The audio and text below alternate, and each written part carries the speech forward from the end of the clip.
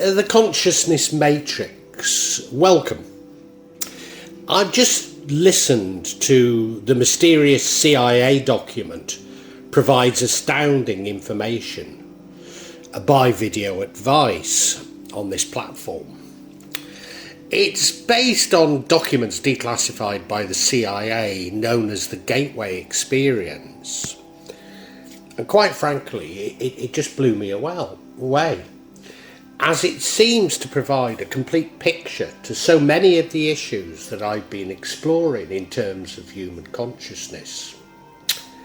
And now I should add that, yes, this was by video advice, but there's a number of alternative vlogs on this platform where you can find out about it.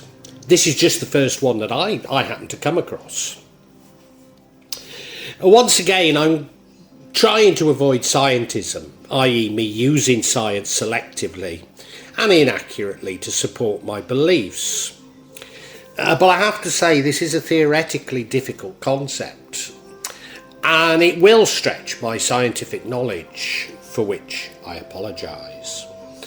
I should also add that having really bigged up this whole concept, once I'd written and recorded this vlog, I became somehow much more disenchanted with it. Indeed, it reminded me of reading the Kabbalion, and I've done a vlog on the Kabbalion in which I state that I was so enamoured with the Kabbalion until you sort of got to the end and realised that it doesn't do what you believe it's going to. And blow me down, video advice, the channel that created the very vlog that I'm talking about here, they did one on the Kabbalion, and it was completely uncritical of the Kabbalion. Now, I don't want to be as critical of as the Kabbalion as many modern day magicians are, but I also, retain my skepticism. And the vlog by video advice is sort of gushing in praise for the Kabbalion, and in fact has a number of inaccuracies about it. So yeah, I've gone off the boil. But anyway, it is an interesting subject, and I hope you enjoy this. Holographic consciousness. I've spoken about consciousness many times. In fact, I guess it's consciousness that is the thing that really interests me the most. Yes, I call this the magic of this channel, the magic of Java, because I guess I suppose I should have called it the mysticism of Java if I'm being truthful, but even that doesn't really capture my real interest, because my real interest is about consciousness and the matrix of consciousness. And now my matrix vlog, that's been quite popular. It is very important to understanding the concepts contained in this vlog. But really this vlog expands on my holographic consciousness vlog. In holographic consciousness, I believed it was a nice concept, something of a metaphor. But this new information, certainly at least when I first got it, turns all this into a completely new theory and sort of made me start thinking, should I not see these things that I've described as metaphors? In other words, are we really getting to the truth? Which of course we never do. In holographic consciousness, I stated that I'm somewhat circumspect about the holographic universe theory. But the holographic universe theory is at the heart of this complete theory that I'm about to outline to you. So it's the view that the universe is actually a two-dimensional hologram with the appearance of being three-dimensional. Now again, this idea of dimensions is something I talk about quite a bit in Shamsa Marith as well. So, we're hitting on ideas that are so central to things that are so important to me. Now, the idea that it's actually a hologram means that if we change a small part of it, it has an effect across the whole universe. So the idea that we're all linked together comes out of this. Reality is constructed by both the observer and the observed. So this would include the brain, which is a construct of this holographic consciousness.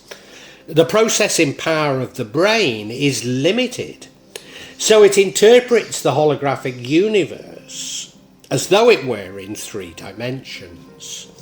But 3 dimensions, like space-time, is simply a construct of this limited processing power that we have in the brain. Therefore, our consciousness, and in this I certainly include all living things when I say are, is pulled from the collective consciousness using the vibrations of the being. Matter and energy is somewhat misleading, as matter is simply a space or empty space in which there's oscillating energy grids. So there's a series of oscillating energy grids which form what we call our universe. Jack Bentov has calculated the different rates of vibration for each of these grids, including human cells. And states of matter are really variances of this energy. So we're all a part of the universe which surrounds us all. As above, so below. A human consciousness is a function of the interaction of motion versus rest, or this variance of energy that Ishtak was talking about. So through meditation we can mirror the oscillation to the alpha rhythms of the brain, and therefore the low-level magnetic pulsations of the earth, creating harmony in the individual. Now, I know this is sounding terribly new age, but believe me, this is science. The important thing about holograms is that they store information and therefore energy. Indeed, they're created by energy. They're highly efficient at storing this information. Also, with holograms, the part, as we've said, includes the whole. In other words, a single part of the hologram contains the whole. The universe and space are made up of these oscillating energy grids, some in rest and some in motion. We could therefore see the universe as one gigantic hologram, which is the holographic universe concept. The consciousness matrix, Karl Pribram and David Bohm, suggests that the human mind is also a hologram, which tunes itself to the universal hologram via energy exchange. This is known as the Holonomic model. As energy passes through the universal hologram, it's perceived in the electrostatic fields we call the human mind, creating the meaning which we call consciousness. So holographic images are conveyed to the electrostatic field of the mind. They harmonize or read these images based on their oscillation. This harmonization is undertaken by comparing these images with itself, i.e. comparing the image with that part of our own hologram, our memory. So consciousness receives energy from the universe. In fact, this theory incorporates the electric universe theory by showing how energy creates the hologram. So, I've struggled with the holographic universe, with the electric universe theory, just seeing them as fads, but this one sort of is much more integrated, if you like.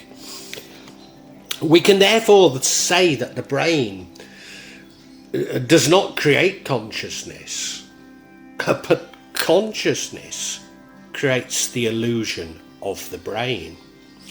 This is a part of what David Bohm describes as the explicit and the explicate and the implicate order. The brain reduces the information from the universe to a two-dimensional form. It can then process the input of data. Now, some people have argued that it does this in a very simple binary way, and I'm not going to argue against it, but I'm not going to look into it. It's just another theory, isn't it? But it certainly does it in a fairly simplistic way. So our whole reality is therefore constantly constructed by these sort of fairly simple comparisons. We only perceive the differences. It's only the differences that we need to perceive. We don't need to see the whole. Not the whole, because this would involve so much more processing power. So all we're processing is the differences and recognising them. The right-hand side of the brain is the receiver. So in other words, we could call it the primary matrix, because it's a receptor for non-linguistic, non-binary information, seeing this as holistic. Whereas the left-hand side of the brain is the secondary matrix. This processes this in this very simplistic, maybe binary, but certainly two-dimensional form. Therefore, processing in the brain can occur in a non-localized manner. Now, it was this aspect that the CIA were most interested in their gateway experience. This attempts to unite the hemispheres of the brain to create out-of-body experiences, in particular to free ourselves from the mechanistic constraints of the left hemisphere. Now, of course, this is the thing that I strive to do. This is what meditation, this is what suppressing the ego, this is what getting closer to God. This is exactly what all these things are all about. So it's uncanny. Humans not only know, but know what they know. And so this is called self-cognition. So this is seen as the difference between humans and animals and plants. I don't necessarily agree with it, but go along with it for now. Humans are able to project aspects of their own hologram into the universe. We can then perceive that projection and sense the differences. So we project our own hologram into the universe, see what the universe mirrors back, and we can look at what the differences are. The left brain is then able to turn this into a verbal cognition of the self. But changes in the oscillating of the mind can also change our universe.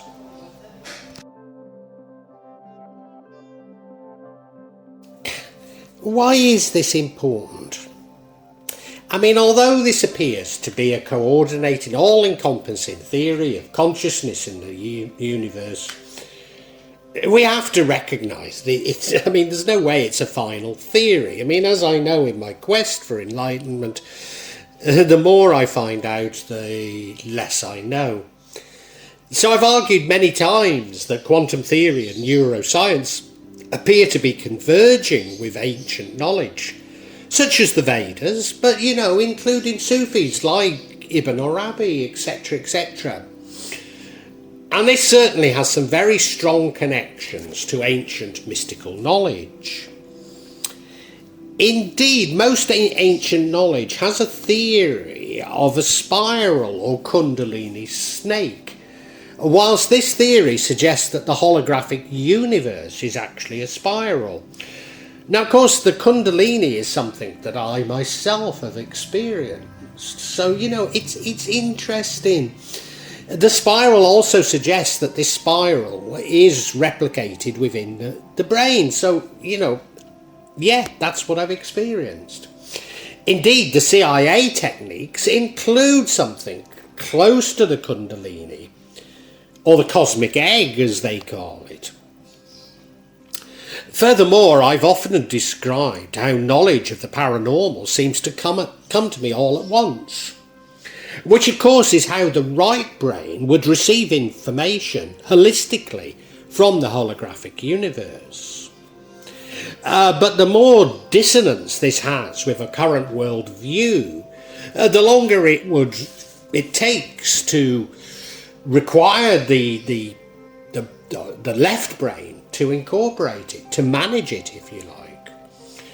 Which is why most of us dismiss the paranormal information that we're receiving all the time. A problem that I have struggled with for years now, and keep returning to in my vlogs, is do we co-create our universe with God, or does the universe create us?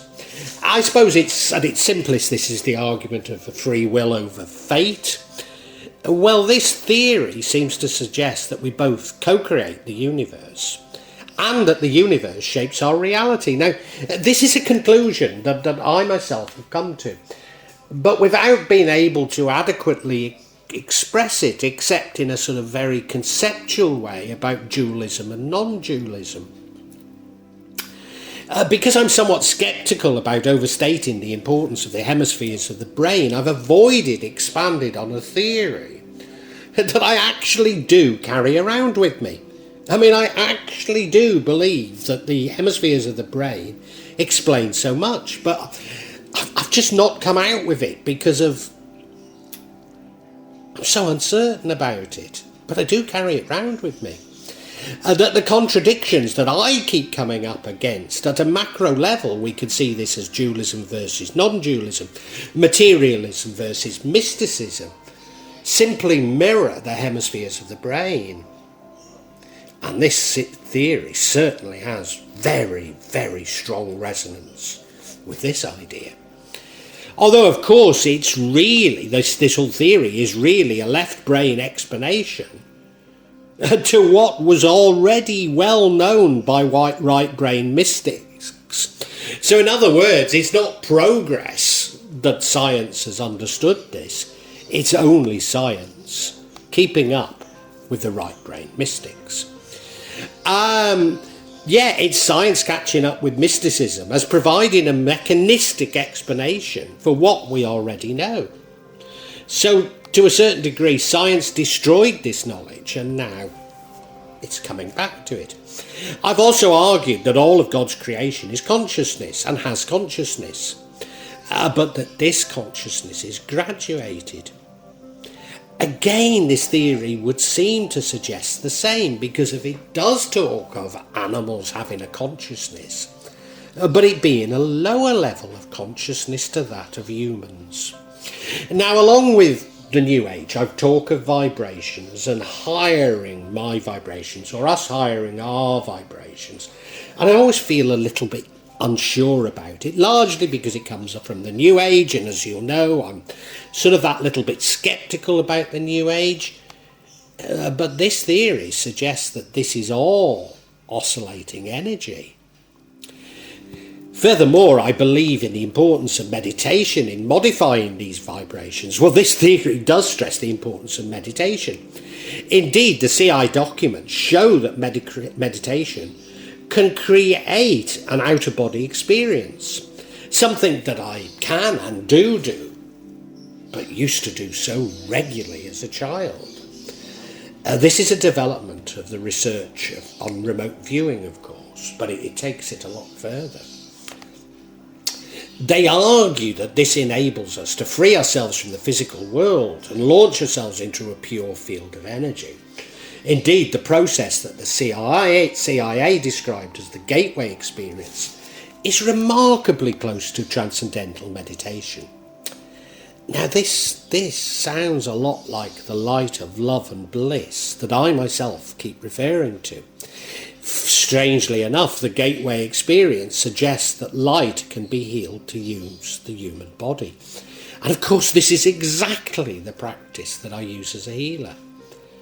But the CIA suggests that different colours are more effective against different ailments. Something I must consider, if not practice. I've always argued, of course, that time and space are mere human constructs, indeed human constraints, that time only exists, that time only exists as a memory stored in the present. Whilst this theory doesn't quite suggest this, it goes some way to doing so. Certainly the CIA's gateway experience aimed to remove these constraints from our consciousness. But maybe, most importantly about this whole thing, is it begins to explain the mystical and paranormal experience that I have had, at least in terms to those who are demanding left brain explanations.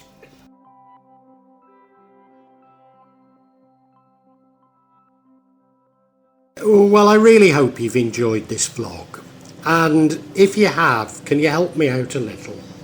Subscribe to the channel, hit the bell, and then you'll be notified of future vlogs. But also hit the like button and make a comment, because these seem to be what determine the YouTube algorithm, and I'm being really punished by it. So whatever help I can get from you is so appreciated. It really is. When I started this, I was going to do it this section, the real magic of Java. I was going to issue maybe every 2-3 months. Now it's happening maybe every 2 or 3 days. So yeah, if you hit the bell, you'll hear about it. And thank you so much. Thank you for listening. Really heartfelt thanks.